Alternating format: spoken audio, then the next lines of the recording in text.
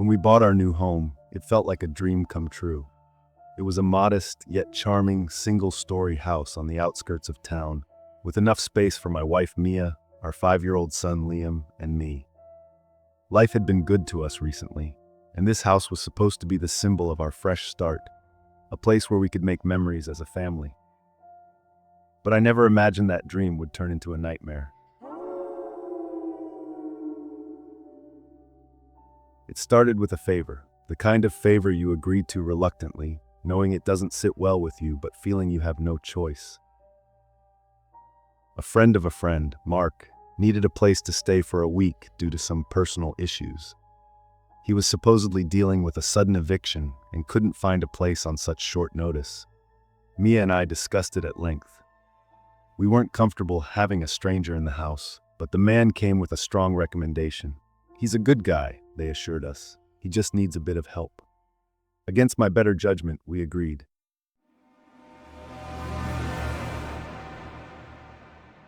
Mark arrived late on a Monday evening. He was tall and quiet, carrying only a single duffel bag.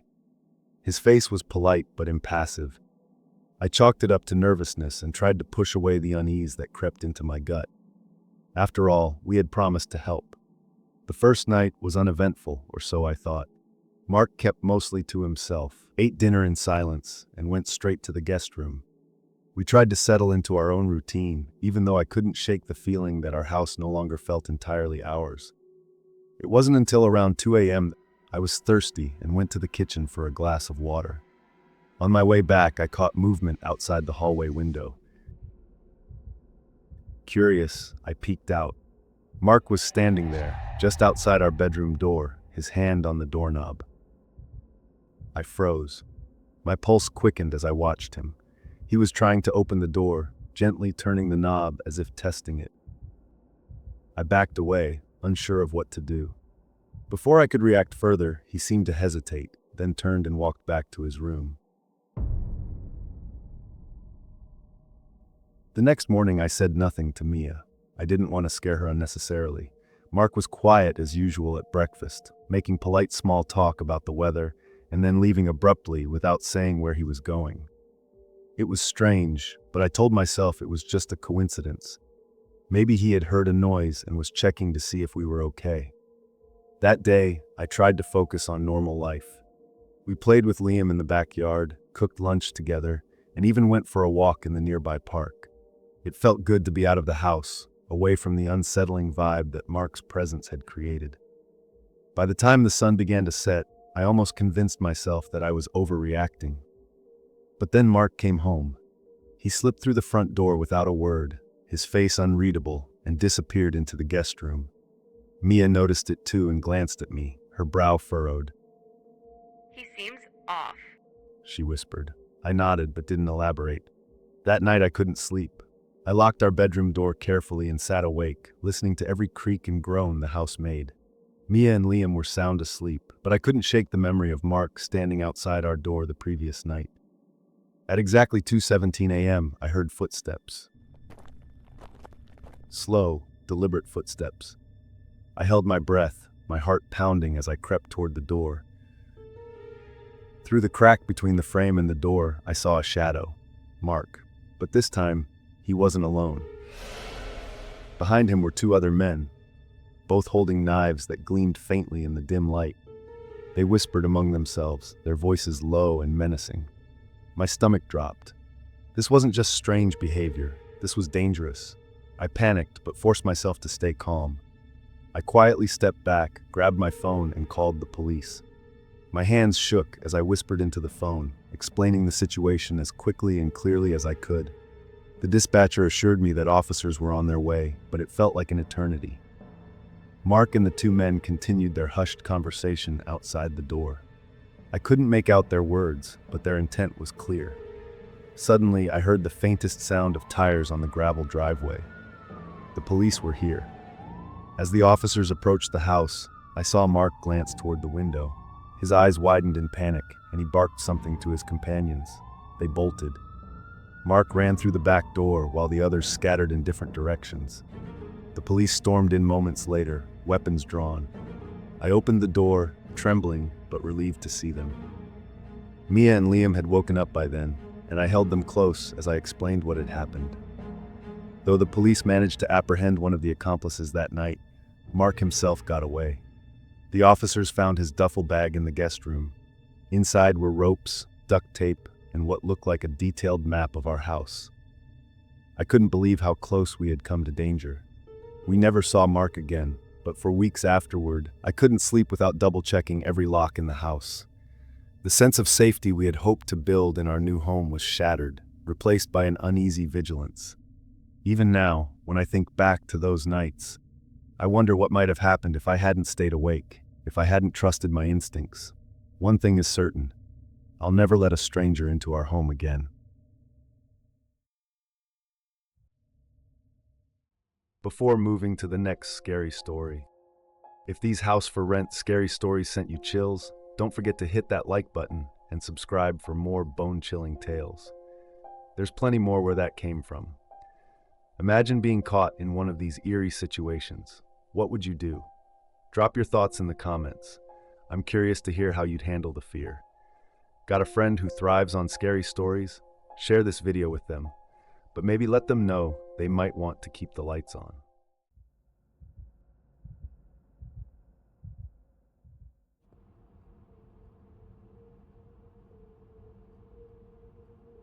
My wife Emily and I had been searching for a fresh start after a difficult year. Financial struggles, the loss of a job, and the constant noise of city living. We needed quiet, space, and most of all, a place where our 6-year-old daughter Mia could feel safe and happy. The house was perfect, a modest, single-story home in a quiet suburb. The backyard was what sold me. It was large, bordered by old oaks and a weathered wooden fence that offered just the right amount of privacy. Emily imagined summer dinners on the patio, and Mia couldn't stop talking about planting flowers in the garden. I saw peace, a place where we could finally breathe. But peace wasn't what we found. It started on the first night. As we unpacked boxes in the living room, Mia played by the sliding glass door that opened to the backyard. She was talking to herself, or so I thought. "Who are you?" she said suddenly, her small voice cutting through the sound of Emily opening boxes. I froze. "Who are you talking to, sweetheart?" She turned and pointed to the backyard. "The man by the tree."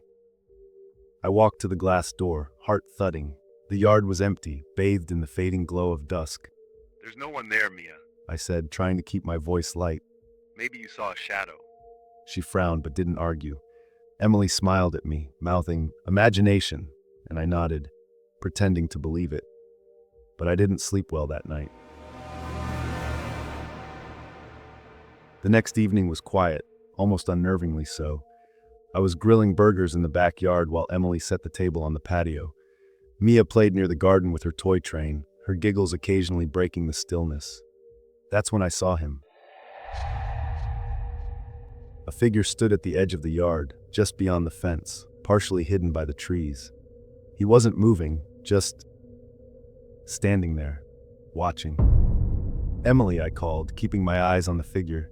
"Do we have a neighbor who likes to hang out by the fence?" Emily stepped outside, squinting in the direction I was pointing. "I don't see anyone," she said. I blinked, and he was gone. By the time dinner ended, I had convinced myself it was my imagination, or maybe a branch swaying in the breeze. But that night, I woke to the faint sound of footsteps outside. Slow, deliberate. I got out of bed and crept to the sliding glass door. The yard was dark, the trees casting long, twisting shadows in the moonlight. For a moment, everything was still. Then I saw him again. He was standing closer this time, near the patio steps. His face was obscured by shadow, but I could feel his eyes on me. I turned on the porch light. He was gone. The next day, I installed security cameras around the property. Emily teased me about being paranoid, but she didn't argue. That evening, as Mia played near the garden, she said something that made my stomach drop. "The man says hi." I crouched down beside her. "What man, Mia?" She pointed to the oak tree at the back of the yard. "The one standing there." I followed her gaze.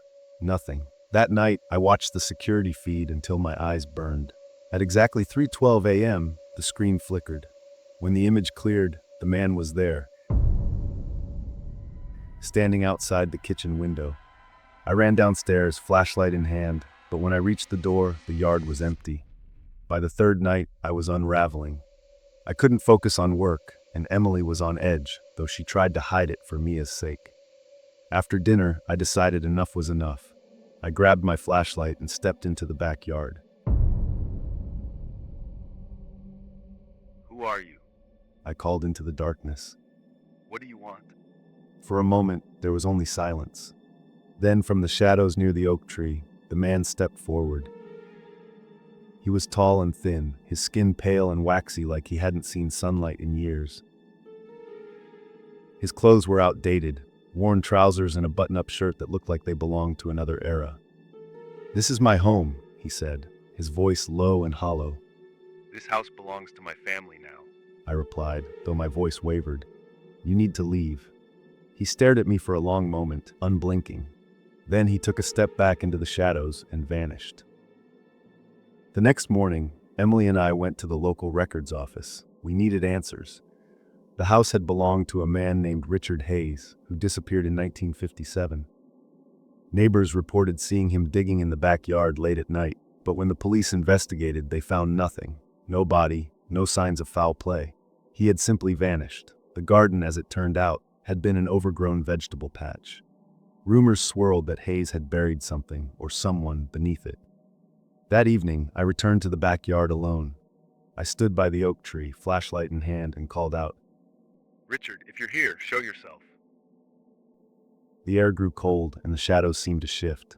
Slowly, the man appeared, his expression blank. I'm sorry. I said, my voice trembling. I don't know what happened to you, but you're scaring my family. Please, move on. For a moment, he just stood there. Then, he raised a hand, pointing to the ground beneath the oak tree. The next day, I rented a shovel. What I found confirmed the rumors, an old, rusted box buried deep in the soil. Inside were personal items, a locket, letters, and a journal. The journal told the story of Richard Hayes and the woman he loved, who had died tragically in the house. The grief had consumed him, and he had buried her keepsakes, hoping to hold on to her memory. After I reburied the box and said a quiet prayer, the sighting stopped. The backyard felt lighter, as if a weight had been lifted. We still live in the house, but I never stay outside after dark. And sometimes, late at night, I swear I hear faint whispers near the garden, like a man and woman saying their final goodbyes.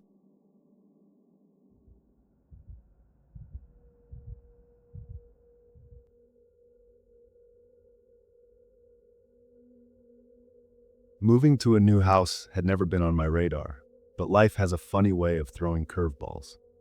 My name is Alex, and I've always been someone who played it safe. For the past 10 years, I lived in the same city, worked the same job, and kept a predictable routine. But when my company announced they were downsizing, I suddenly found myself without a job and with an uncertain future. Desperate for a fresh start, I decided to leave behind everything familiar and begin anew. While browsing online listings for homes, I came across a property that immediately caught my attention. It was a beautiful 2-story house with large bay windows, a wraparound porch, and a charming vintage design.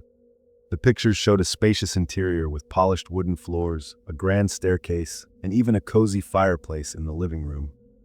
The house was perfect, and yet it was listed at a shockingly low price. Too low. It made me pause. The description didn't mention anything unusual, but the price felt like a red flag. Houses like this, especially in a quiet, picturesque town, would normally sell for at least double. Yet, my curiosity got the better of me. After all, I wasn't in a position to be picky. I reached out to the real estate agent and scheduled a viewing. When I arrived at the house, it was even more stunning in person. The surrounding neighborhood was peaceful, lined with tall trees and well-kept lawns. Yet something felt slightly off. Despite it being a beautiful afternoon, the street was eerily quiet. There were no children playing, no neighbors chatting, and not even the distant hum of a lawnmower. It was as if the area was frozen in time. I shook off the unease and stepped inside. The real estate agent, a woman named Linda, greeted me with a professional smile, though her eyes seemed to dart around nervously. As she gave me the tour, I couldn't help but notice how immaculate the house was. The floors gleamed, The walls were freshly painted, and every room seemed to exude an inviting warmth. Still, there was a strange, almost heavy atmosphere in the air, one I couldn't quite put my finger on. It's a great deal. Linda said, her voice overly cheerful as we walked through the upstairs bedrooms. The previous owners moved out in a hurry, so the bank is just looking to sell it quickly. Lucky for you, right? Why did they move out so fast? I asked, trying to sound casual. Linda hesitated for just a fraction of a second before responding. Oh, people have their reasons. Job transfers, family emergencies, that sort of thing. Her vague answer only fueled my curiosity, but I decided not to press further. After all, the house seemed perfect for me. By the end of the tour, I had convinced myself to overlook the strange feeling in my gut. I signed the paperwork the next day. The first few days in the new house were uneventful. I spent most of my time unpacking, arranging furniture, and getting familiar with the town. It was a quiet place, much smaller than where I had lived before. The neighbors, while polite, seemed distant and avoided small talk. Still, I told myself it was just small-town culture and tried not to let it bother me.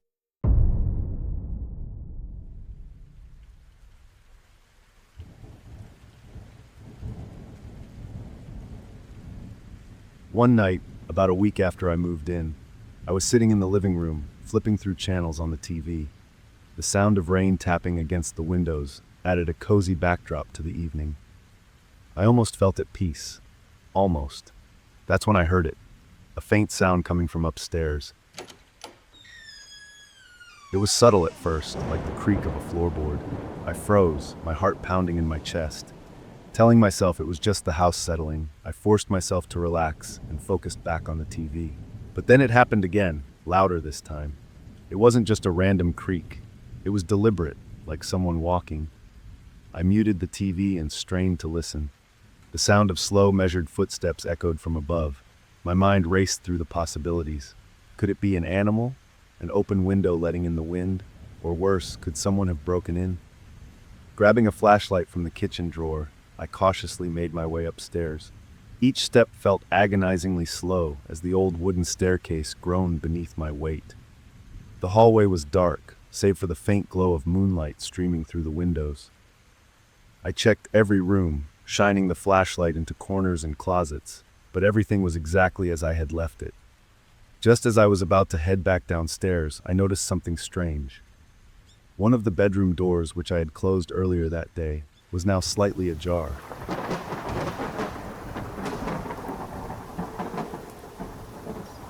My breath caught as I stared at the door, half expecting it to swing open on its own.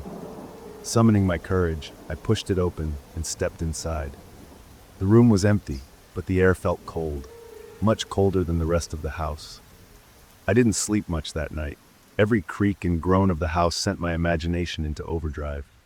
By morning, I tried to laugh it off, convincing myself it was just nerves from being in a new place.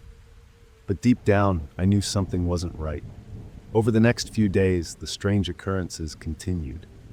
Lights I swore I had turned off would be on when I returned to the room. Doors would be open or closed without explanation. One night, I found the kitchen window wide open, even though I hadn't touched it since moving in. The most unsettling part was the feeling of being watched. It was subtle, like an itch at the back of my mind, but it was always there. Determined to get to the bottom of it, I decided to do some research about the house. I visited the local library and dug through old records and newspapers. What I found sent chills down my spine. Decades ago, the house had been owned by a family who mysteriously disappeared. No one knew what happened to them. They simply vanished one night, leaving behind all their belongings. The house had remained empty for years before being sold at auction. As I read more, I learned that every subsequent owner had reported strange events. Some claimed to hear voices, others saw shadows moving in the corners of their vision. The stories varied, but they all had one thing in common. No one stayed in the house for more than a few months. Armed with this information, I returned home, more determined than ever to uncover the truth. That night, I set up a camera in the living room and another at the top of the stairs. I wanted proof of whatever was happening. Hours passed uneventfully, and I began to think I was overreacting. Then, just after midnight, the camera at the top of the stairs captured something. At first, it was just a faint shadow moving across the wall, but then the outline became clearer. It was the shape of a person. The figure stood at the top of the stairs, motionless, before slowly descending. My heart raced as I watched the footage. The figure vanished before reaching the bottom step, but the camera in the living room didn't pick up anything further. I didn't sleep at all that night. By morning, I knew I couldn't stay in the house any longer.